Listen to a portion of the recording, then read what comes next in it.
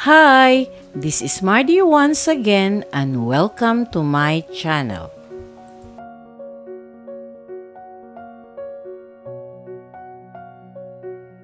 Hello mga ka-istorya! Welcome back to At Home with Mardy. From building concrete blocks to building a life in the spotlight, Slater-Young is proof that brains, charm, and ambition can take you anywhere.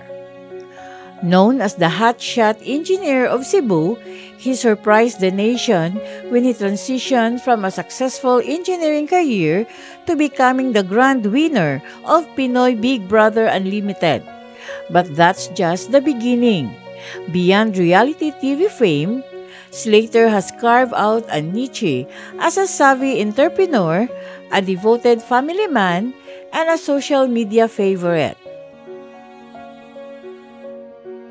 In this video, we're diving into 7 amazing facts about Slater-Young that will show you a side of him you probably didn't know, both on and off the screen.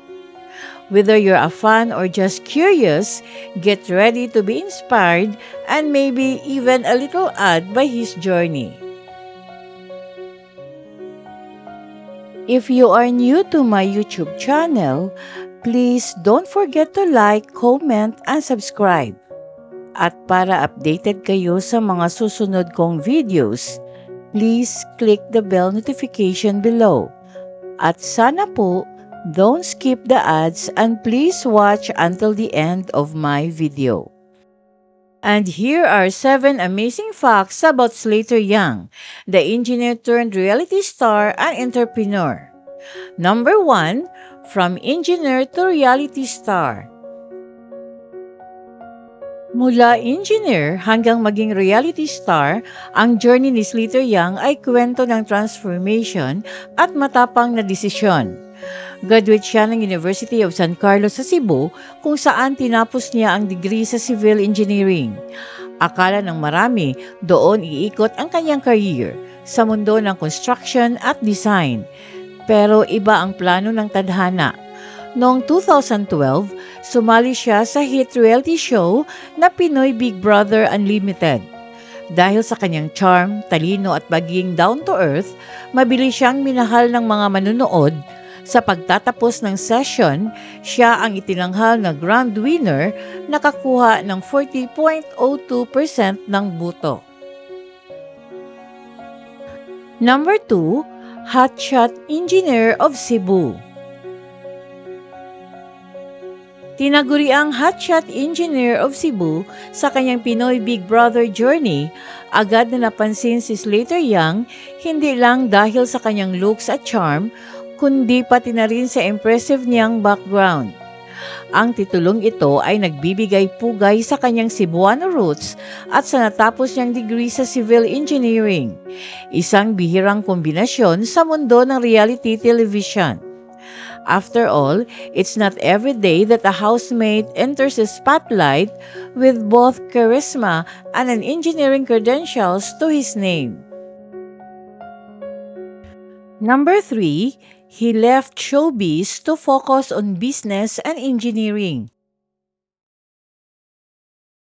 Matapos ang ilang action projects at TV appearances, pinili ni Slater-Young na umiwas muna sa spotlight. Sa ilang interviews, inamin niyang ang pag-arte, pagkanta at pagsayaw ay hindi talaga niya nakikita bilang bagay sa kanya. Sa halip, nagdesisyon siyang bumalik sa kanyang roots sa engineering at business, mga larangang mas malapit sa puso niya. Taglay ang malinaw na vision at bagong focus, nagsimula si Slater na magtayo ng sarili niyang mga proyekto sa labas ng mundo ng showbiz. Number 4, Slater-Young is an entrepreneur and innovator in construction. Ngayon, matagumpay na ni-reinvent ni Slater-Young ang sarili bilang isang entrepreneur at innovator sa construction industry. Siya ang founder at CEO ng Light Block, isang kumpanyang gumagawa ng lightweight concrete blocks na mas matibay at mas efficient kumpara sa traditional hollow blocks. Dahil sa magaang timbang at improved durability ng mga ito, nagbibigay rin ito ng added protection laban sa lindol, isang innovation na nagpapakita ng engineering expertise at forward-thinking vision ni Slater. Number 5, Slater Young is a family man and content creator. Bukod sa business at engineering, niyakap na rin ni Slater Young ang panibagong yugto ng kanyang buhay bilang isang devoted family man at content creator.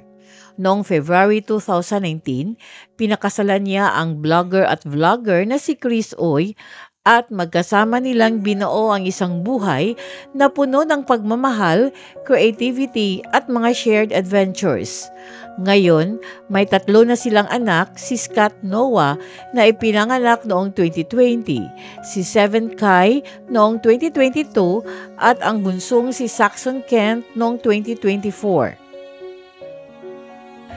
Kilala online bilang Sky Fam ang pamilyang Yang ay isa sa mga pinakaminahal sa social media kung saan ibinahagi nila ang kanilang everyday life, parenting journey at ang saya ng pagpapalaki sa kanilang 3 anak.